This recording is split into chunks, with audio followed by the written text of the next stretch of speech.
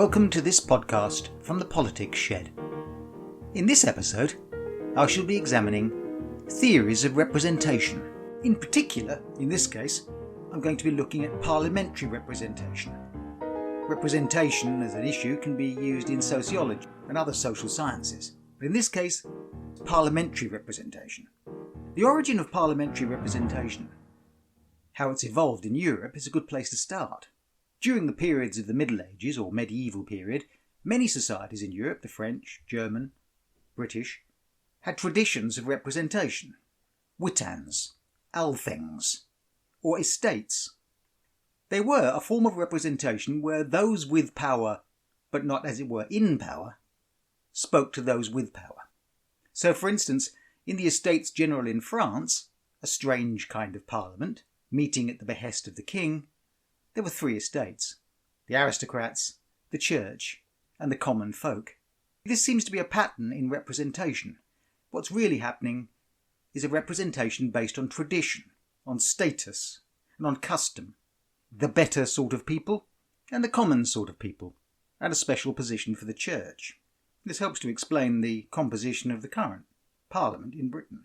The important thing to note here is that legitimacy, who had the right to rule, was dominated by an idea of divine right.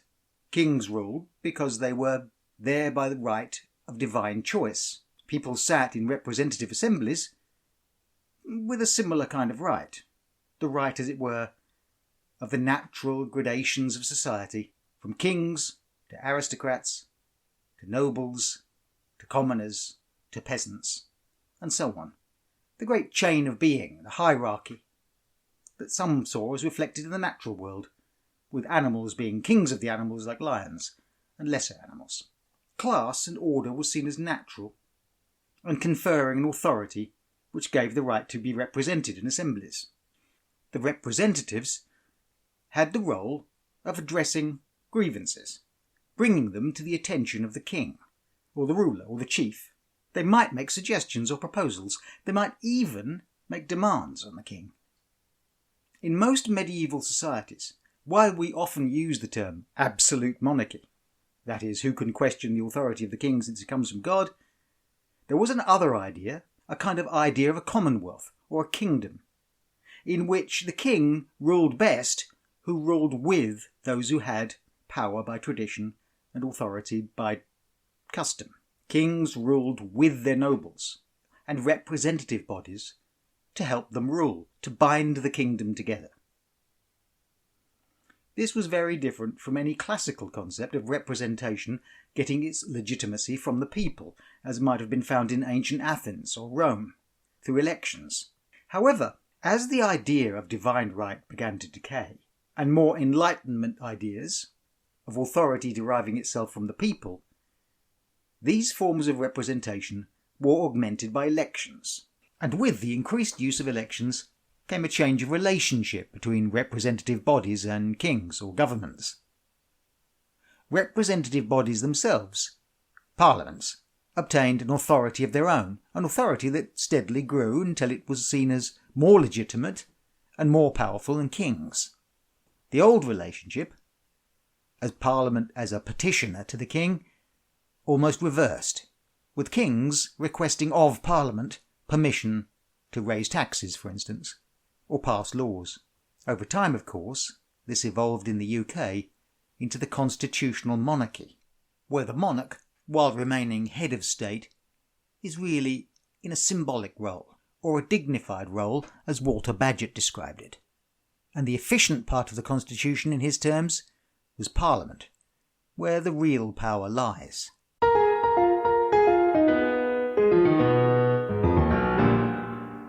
There are two forms of democratic representation, one through indirect representation, and the other through direct representation, or that is to say, direct democracy. Direct democracy, or participative democracy, comes in two broad types. The kind of direct democracy where people participate in government itself, in the administration of government, or the direct exercise of executive roles. Or the second type is where people are directly involved in making laws, making choices. The first type might be through consultative committees, citizens' councils, or citizens' juries, or by a process of randomly selecting people, which is known as sortition.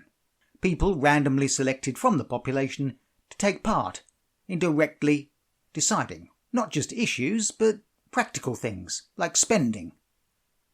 In local government, this might be consulting over priorities in spending or planning controls, or the design of housing estates. Sortition and citizens' juries are quite commonly used, or have become more commonly used, in the UK in local government, although civil servants regularly make consultation exercises with groups they consider either useful because of their expertise or useful because of their ability to mobilise support for a policy. But true sortition would be the random selection of citizens who exercise executive authority. Something like that is in a jury in an ordinary court of law. But really it's the second type of direct democracy which is more well known and garners more attention. These are plebiscites or referendums, which are popular votes over a choice or an issue, generally one thing or another, a choice of A or B or yes or no, and these are called referendums. The history of referendums I'll deal with in another podcast, but suffice it to say they're more common in the UK than they used to be. Representative democracy emerges really out of a practical necessity. With a mass electorate, it's simply impossible to gather human beings in one place or consult them all regularly, even through referendums, which would be highly expensive. Direct democracy was most famously exercised in the Greek city-states, such as Athens, of the 4th century BCE. In Athens of that period, the entire male population, property-owning, non-slave, non-female, could be gathered in the agora and selected to take part in government or make decisions for the coming year. Representative democracy's main difference to direct democracy is that elections take place where instead of making individual decisions or executive decisions or passing particular laws, other people are, as it were, delegated to do that in our place. The electorate choose somebody to make those choices for them. It is in effect a transfer of authority from the popular authority of the people to the authority of politicians, or a representative body of politicians. Generally this takes place followed by a period when that group of politicians make those decisions for a term of a year or 2 or 3, or in the UK, 5 years maximum. Although you might argue that elections have some features of referendums, particularly, for instance, the 2019 election, which, while it was a general election with parties offering a range of policies, it was really, or it seemed really, like a referendum on Brexit, getting Brexit done, since the dominant policy and the dominant issue in that election was Brexit. And it may be that other elections, particular policies dominate, and so they carry some of the features of a referendum. Indeed, in the United States, people will often declare elections for a certain president to be a referendum on the record of the last president, or a referendum on certain issues that seem to dominate that election. But broadly speaking, general elections give a mandate or permission to politicians to carry out a set of policies, and then to make decisions subsequently that may not have formed part of those policies. So here I've identified 2 problems with representative democracy, or 2 criticisms. The first is that people tend to be passive between elections. Power, as it were, is transferred away from the people into the hands of politicians. The second is exactly what permission or mandate has been given to those politicians. to do what they think is best for the people, to make decisions about issues that arise that were not discussed in the election, to devise new policies, also which did not arise in the election? Or are they bound more strictly to the electorate, to carry out precisely what they promised to carry out? Nothing more, nothing less.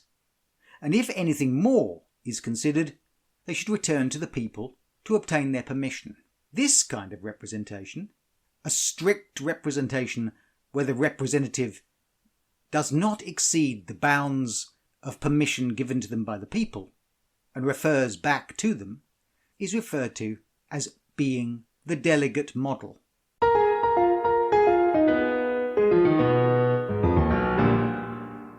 A model being a theoretical description of something that may really exist, generally simplified, so that we can understand that thing better and how it works. The delegate model, then, sees politicians as delegates. Ask yourself, if you asked a friend to deliver a message for you, would you expect them to deliver more, or to change the words, or to say you didn't say that message very well, so I elaborated? If it worked, you might be pleased. You might thank them for improving. If they decided instead the message shouldn't be delivered because it was not in your best interest, instead you might insist, the words I gave you and nothing more. You're my delegate. You're not there to think for me. You can see that at first you might absolutely insist that politicians should do only what they've been told to do and nothing more, and exactly as they said they would do it.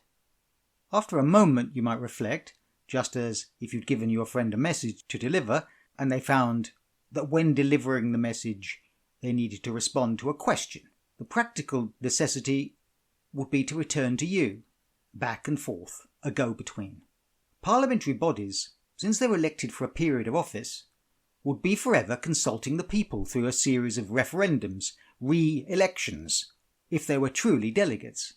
New things will inevitably arise. Policies won't work out. So the mandate they're given, or permission, is said to exist as a strong and a weak mandate. The strong mandate is for the things they said they would do, i.e. Brexit, i.e. not change the triple lock on pensions. The soft or weak mandate is simply to govern. Why is one considered strong and the other weak? Well, the strong mandate has greater authority, since the people, or the electorate, through an election, seem to have given their permission, or mandate, to do that thing specifically. This is neatly illustrated by a convention of the House of Lords called the Salisbury Convention. Under this convention, the House of Lords, being unelected and having no mandate from the people directly, will not delay a bill which has formed part of a specific commitment in the government's manifesto. But they will feel they have the authority to delay bills that were not mentioned in the manifesto, illustrating their understanding of the difference between the weakness of one and the strength of another. The weak mandate is more ambiguous. They've simply said that you can govern and make such decisions as you think are right to make. It's weak because certainly this would seem to be a very open-ended and indeed uncertain kind of authority, which is why when prime ministers change, people ask them or suggest that they should renew their mandate. And as time goes by, and they have not done the things they said they were going to do, or they have done the things they said they were going to do, and seem to have completed or ticked off the things in their manifesto, government's permission seems to become weaker the longer they stay in power.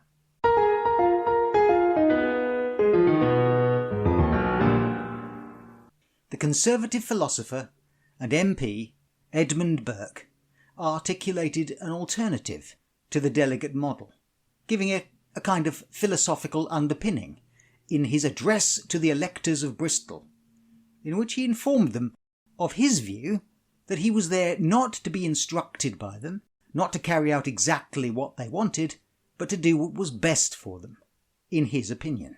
This is very much the dominant view of modern representative democracy, but you can see it presents certain problems. to do what's best for somebody may well be something they don't particularly like. And does that mean they can completely disregard the views of the electorate if opinions change on a matter? Should politicians change? How much importance should they give to opinion in their constituency versus opinion across the country, or their own opinion? In this sense, politicians are pulled in 3 or 4 directions. What they personally might believe, what their party wants them to do, what they think might be nationally or globally necessary, what the people in their immediate local constituency, their electors, want them to do or not do. And of course, how can you determine these? Well, one of them, what you personally believe, should be reasonably easy to determine. The party, what they want you to do, also not too difficult to determine if the party is led and united. But the other two, how do politicians constantly update themselves on the national mood, their constituents, the people locally, what they want? Though it is a favourite trope of politicians to declare that they are speaking for their constituents, or that people in their constituency want such and such a thing. But unless they are a very remarkable person, they can hardly have consulted all of them, or indeed even a large minority of them. So these are the 2 theoretical models.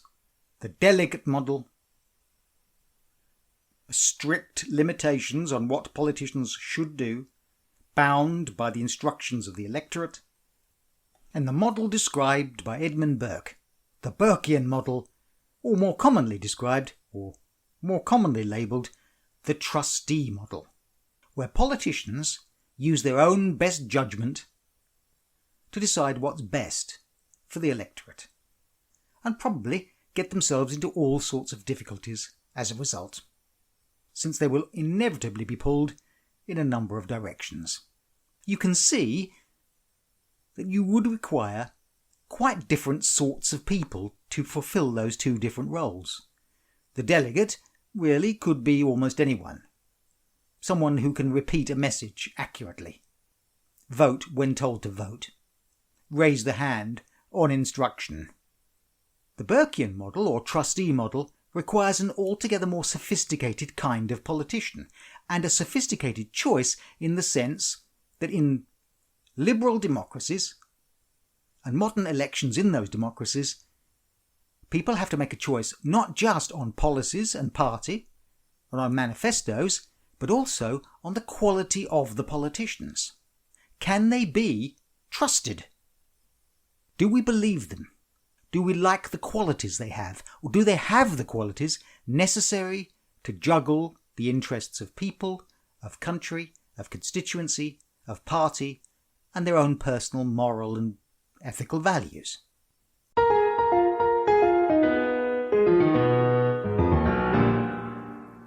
I'd like to return to the concept of mandate I talked about earlier. Strong mandates, specific policies, and weak mandates, the generalised permission to rule. This mandate takes on a special meaning with a 3rd model of representation, called the mandate model. In the 19th century, as Britain became more democratic, first male property owners, then males over 21, and later in the 20th century, females at age 28, then 21, and finally all voters over the age of 18. This steady progression towards widespread popular participation in elections meant the necessity to campaign and to present to the people a choice they could understand easily. This is one of the functions of political parties, to aggregate a broad selection of policies around a set of core principles and values, and to update these policies as elections approach, and to present them as a package or manifesto to the British people, or to the people of any country where parties operate. Parties, then, are essential for the functioning of elections, since if every candidate were to run on their own merits, you'd have to know them all, individually, make a judgment about their capacities and skills. However, if every candidate ran on their own set of policies, it would be very difficult to form the other even more important function of parties, that is to gather together to form governments within elected representative bodies, or particularly parliamentary bodies. This is not the case in the United States. The government is elected separately. But in the UK, political parties present to the British people a set of policies, a programme, full of policies or promises, things they will promise to do and have a strong mandate to do when elected. Once in the representative body, the largest parties form the government and pass on that mandate or that permission to the government to carry it out. The mandate model then, people pass on their popular authority through elections, giving a mandate or permission to a programme for government. You can argue that the mandate model presents a particular challenge to the concept of the trustee or trusted politician who will make up their mind using their best judgment. Now politicians are expected to follow the programme of the party, collectively. So one of the most famous tensions that exists in most representative parliamentary bodies is between the interests of the party and the conscience of the politician. Most politicians will say conscience always comes first, or that they place the wishes of the electorate or the people above party every time. But records of voting in almost every representative assembly in a modern democracy shows that party tends to dominate. Party discipline tends to come first.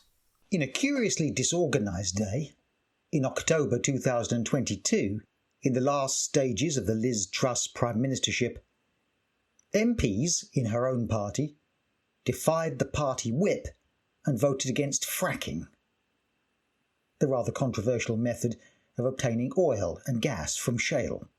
MPs, such as the MP for Kingswood, Chris Skidmore, defied their whip. Confusion arose because this either was or wasn't a matter of confidence. That is to say, a three-line whip where the MPs are supposed to support their party no matter what.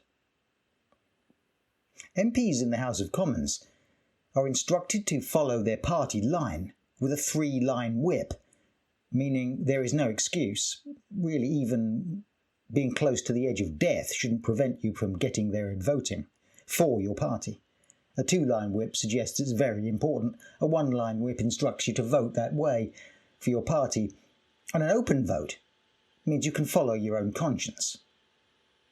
The whipping of MPs, the disciplining of MPs, seems to undermine any sense that they are trustees making up their own mind. But even so, from time to time, MPs will defy even these instructions. Overall, rebelling against a party whip, voting against your party, is relatively rare.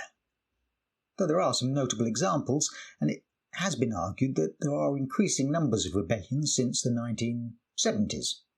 In 2017, 47 Labour MPs disobeyed a three-line whip requiring the party's MPs to support the triggering of Article 50, while 118 Conservative MPs voted against the government's Brexit deal in 2019.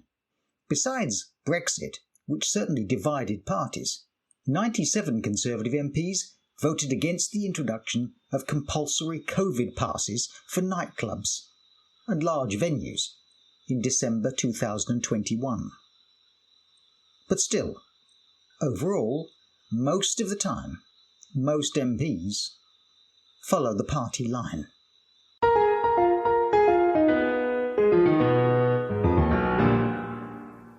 While voting against the interests of your party by a politician or elected representative is more common in the UK these days, we'll explore that later in another podcast, mostly politicians vote with their party. This is hardly surprising that Conservative politicians, believing in Conservative values, should largely think that Conservative things were in the best interests of their electorate and align with their own personal views.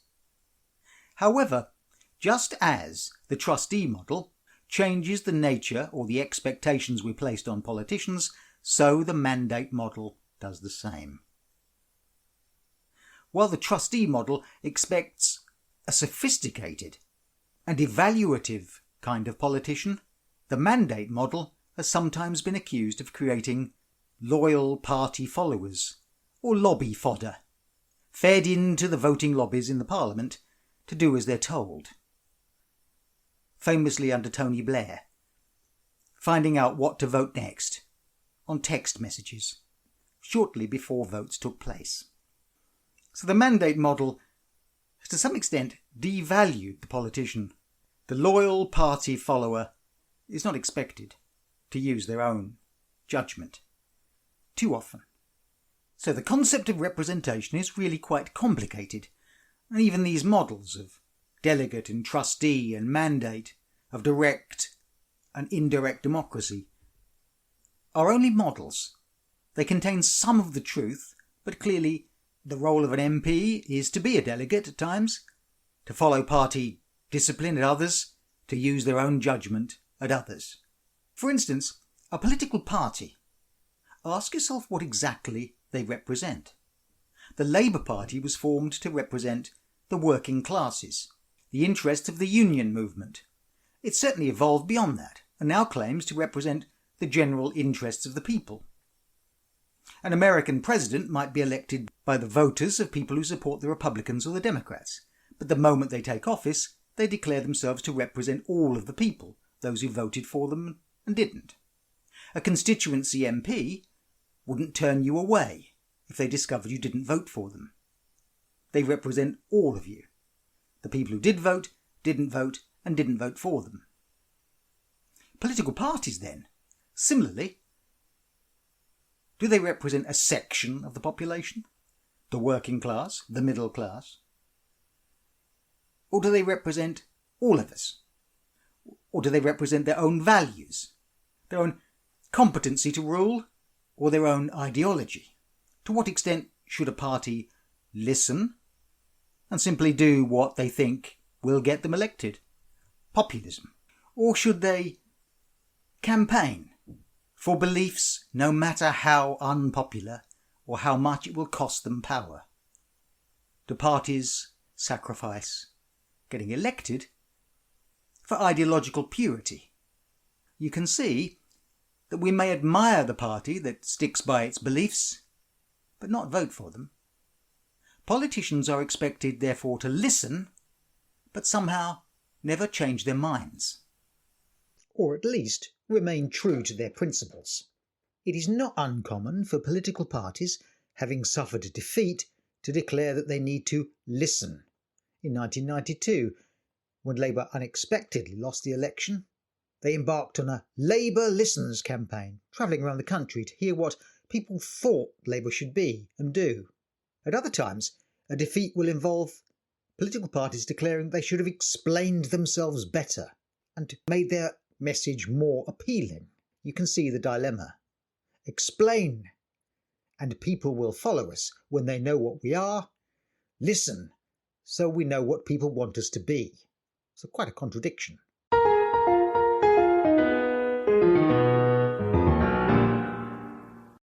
All the models of representation I've given so far rely on an understanding of the relationship between the elected politician and the electorate.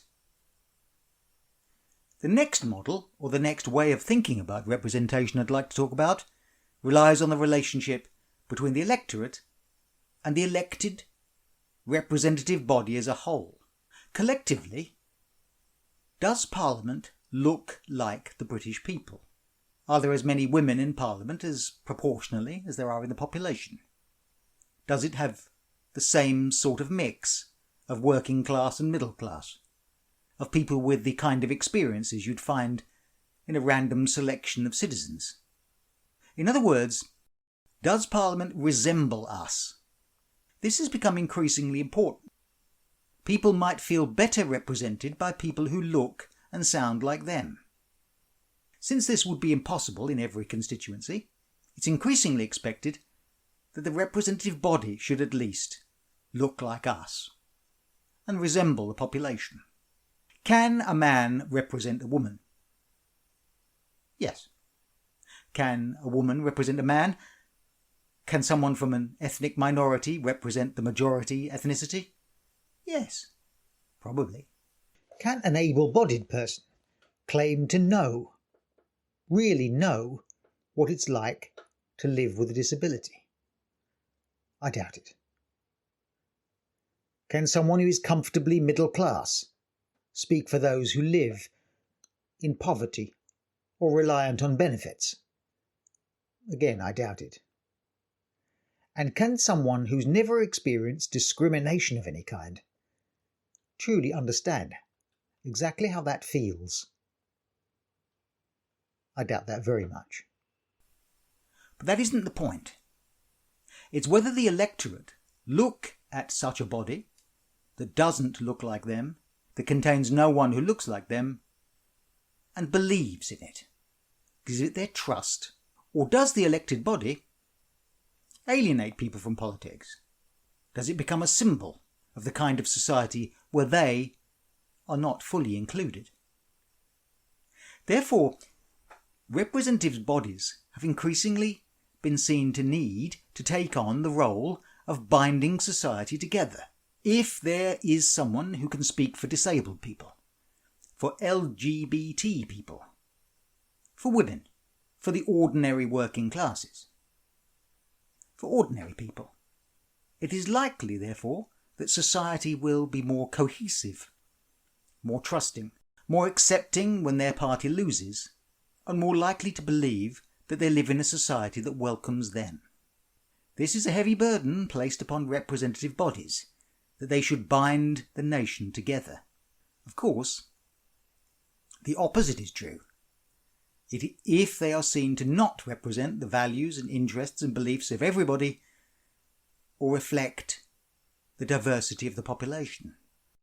While generally a parliament that looks more like us, or descriptive representation, is seen as a good thing, and as each election passes, if there are more women in Parliament, a greater diversity of people in Parliament, that's considered to be an advance. However, people will make a distinction here between descriptive representation and substantive representation. That is to say, to what extent do the interests of poor people, the interests of women, the interests of minorities actually get represented in practical terms, in terms of policies and actions? Is there a danger that as Parliament looks more like us, there'll be a degree of tokenism? A disabled MP or two doesn't mean policies that actually assist the disabled. A greater ethnic diversity doesn't mean that society is free of discrimination on the basis of ethnicity. Substantive representation, then, is a distinction between representation that simply looks more like society and representation that actually represents, in practical terms, the diverse interests found in society. It is possible that as more women get elected, as Parliament becomes more diverse, you get greater substantive representation. Women's issues are raised, ethnic minority issues raised, disability issues more likely to be addressed. One might lead on to the other. Critics might argue that this is far from certain, given the pressures of party discipline and the kinds of class background and educational background that tend to dominate politics, no matter what the colour of people's skin or their gender. The increasing professionalisation of politics, where people spend their lives moving from education in politics to work in pressure groups, to work in think tanks, to policy advising, to elected to Parliament, has created increasing sense that no matter what the ethnic background or gender, politicians really aren't like us. The election of the first British Prime Minister with an Asian ethnicity certainly indicates an important change in British society. But of course, he's one of the richest men in the country, and he will make decisions about how and where to cut benefits and welfare and health spending or otherwise. Now let's look at how representative the British Parliament is. I've mentioned that 28% of MPs are women, so really further to go there. Although structurally, only one chamber of our Parliament is actually elected.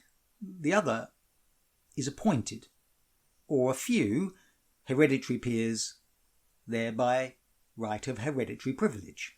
Oddly, the House of Lords is more diverse, since, being largely appointed, there has been a move to appoint more ordinary people, people's peers, greater numbers of women, and ethnic diversity. However, it could hardly be said to be representative of any kind of mandate, and since peers have no constituents, they can hardly refer to themselves as delegates of any kind, and cross-bench lords follow no particular party plan, or manifesto, or mandate. Now let's look at the electoral system. In the UK, the 650 MPs are elected by first past the post. First past the post, what kind of mandate does that give each MP? When an MP says, "I have the authority of the people," almost all of them have been elected by a minority of their own constituents, with most people voting for somebody else. Every government, since the end of the Second World War, in the UK, has had more people vote for other parties, somebody else, than have voted for the government party. The voting system is disproportional, giving greater representation to the larger parties, and therefore a greater dominance of power, and working disproportionately against the representation of the smaller parties. It is an unfair system. This can be said to undermine the principle of mandate, strong and weak.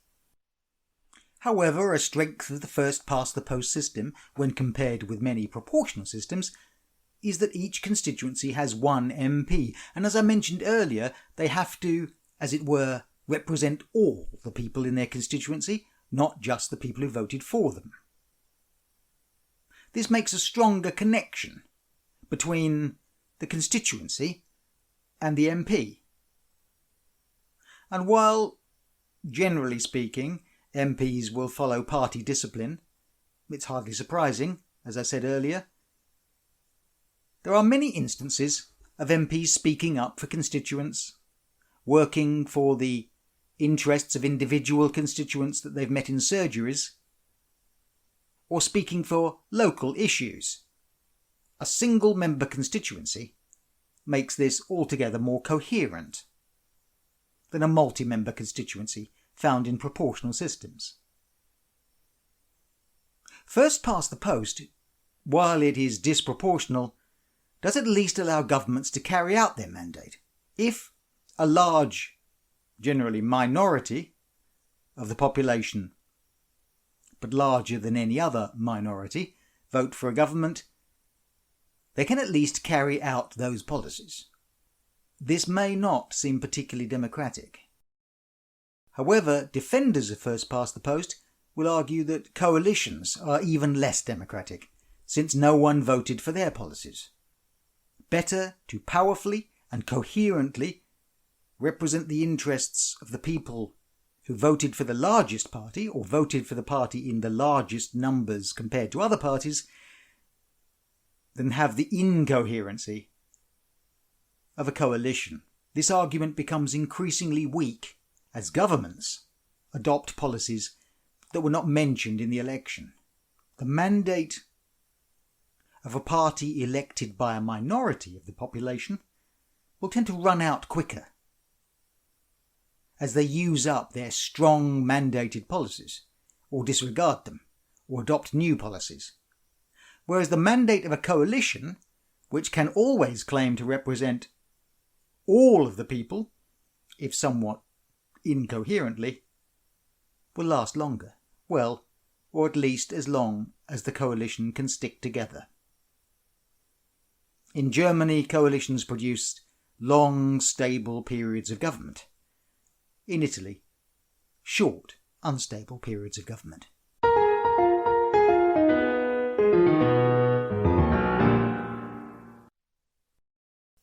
By the middle of the 20th century, and indeed for much of the remaining part of the 20th century, the best way to understand how representation in Parliament operated was through the mandate model. Parties, party leaders, party discipline, manifestos. Party discipline in Parliament was high. Voting against your party or rebelling was rare in the 1950s and 60s and 70s. Parliament was dominated by two parties, broad alliances of internal factions, but generally cohesive and disciplined in power. This began to change with greater party polarisation. Some point to the era of Mrs. Thatcher and the end of the post-war consensus. But issues, such as Britain's relationship with Europe, have also fragmented political parties and challenged traditional party loyalties and party voting. Particularly the Conservative Party is more divided today than it would have been in the 1950s, 60s, 70s and 80s. Also the emergence of smaller parties, particularly in Scotland and Wales, that represent regions that don't pretend to represent the entire British people. Or parties like the Green Party that have a much narrower range of policies. Or the various Brexit parties and referendum parties that really have only one issue to represent. These have challenged the broad church, party discipline model which dominated much of the 20th century. Challenging also to this one party in government which could do as it pleased, sometimes described as elective dictatorship, a passive electorate with a dominant government, a strong mandate, and a disciplined party. Challenging this model, not just small parties and more fragmented and disparate groups within parties, but the use of referendums. Britain's first national referendum took place in 1975, and since then they've come along reasonably regularly. Still fairly rare compared to most other countries, but nonetheless, each referendum establishes the principle that there are some issues and some areas that the people can only decide for themselves directly. Constitutional issues, membership of the EU, independence for parts of the UK. In so doing, the principle that no government can have a mandate so strong that they can decide on these issues. Which lastly brings us to the problems of referendums themselves. Since the British people decided to leave the EU on the basis of 52% over 48% of those who voted, you can argue that this, while direct, was hardly democratic.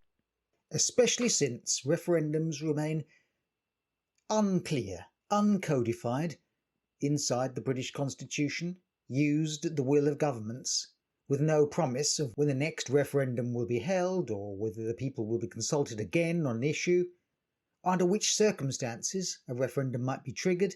They present a problem to the essence of parliamentary representation itself. And finally, we might note that while we've been talking about parliamentary representation and political parties, many people feel far more represented these days by the media, by social media, and by interest groups. Issue-based politics is far more energetic and involves far more people than political parties, and may be a far clearer and far more direct means of people representing themselves than the traditional methods.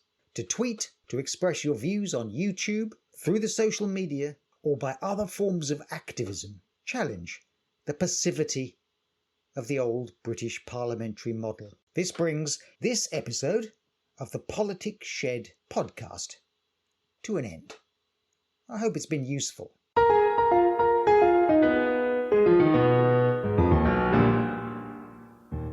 Whether you're studying politics or simply interested in the subject, you may wish to follow up this podcast by reference to the Politics Shed website. The links should be below. Or you may find this podcast embedded within the Politics Shed website, which contains many further resources.